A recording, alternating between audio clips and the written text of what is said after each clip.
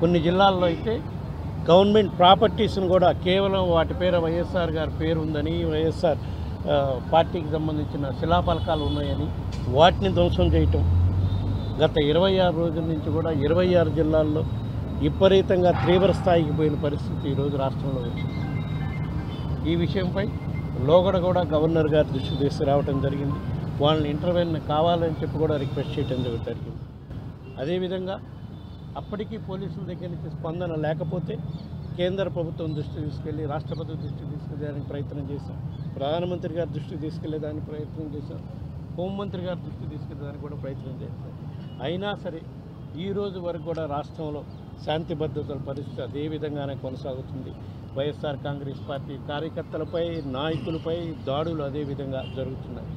నాయకులు కార్యకర్తలే కాదు, వైఎస్ఆర్ కాంగ్రెస్ పార్టీకి ఓట్లు వేసిన కారణంగా దళిత కుటుంబాలను కూడా దారుణంగా వేధింపులకు గురి చేస్తున్న పరిస్థితి ఈరోజు రాష్ట్రంలో వచ్చింది.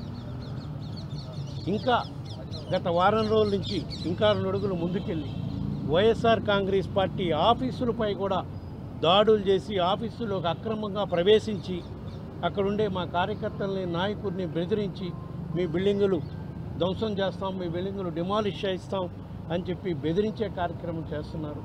అదేవిధంగా గత 2-3 రోజుల నుంచి కూడా మరీ ఎక్కువగా వైఎస్ఆర్ కాంగ్రెస్ పార్టీ ఆఫీసులపై వాళ్ళు అక్రమంగా ప్రవేశించటం కాక ఆ బిల్డింగులు కూడా పడగొట్టి చేస్తాం, మేము ఆక్యుపై చేస్తామని చెప్పి అక్కడ లోకల్గా ఉండే అన్ని జిల్లాల్లో ఉండే వాళ్ళ నాయకులు, శాసనసభ్యుల ఆధ్వర్యంలో కూడా ఈ విధంగా దాడి జరుగుతుంది. మరీ ముఖ్యంగా డాక్టర్ వైఎస్ఆర్ గారి విగ్రహాలను కూడా తగలబెట్టే పరిస్థితి ఈరోజు రాష్ట్రంలో వచ్చింది. ఇంత దారుణమైన శాంతి భద్రత పరిస్థితి వచ్చిన దృష్ట్యా తక్షణమే గవర్నర్ గారిని ఇంటర్వ్యూన్ అయ్యి వీటన్నిటిపై కూడా చర్యలు తీసుకునే కార్యక్రమం చేయాలి అని చెప్పి ప్రభుత్వం ఏ విధంగా కూడా ఎటువంటి విధ్వంసకర కార్యక్రమాలు జరుగుతున్నా పోలీసు వాళ్ళు సోద్యం చూస్తున్నారే కానీ కనీసం కేసులు కూడా బుక్ చేసే పరిస్థితి ఈరోజు రాష్ట్రంలో లేదు.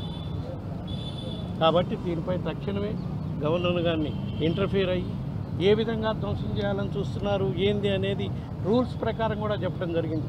వైఎస్ఆర్ కాంగ్రెస్ పార్టీ భవనాలని రూల్స్ ప్రకారం గవర్నమెంట్ స్థలాలు అలాట్ చేయించుకున్నాక భవనాలు నిర్మించడం జరిగింది.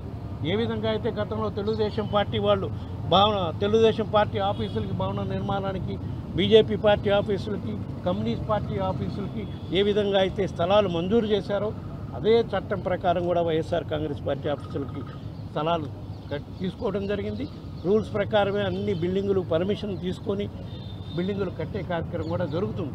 26 జిల్లాలో కూడా కొన్ని చోట్ల ఇంకా బిల్డింగుల నిర్మాణం జరుగుతుంది, కొన్ని చోట్ల నిర్మాణం కంప్లీట్ అయిన పరిస్థితి కూడా ఉంది.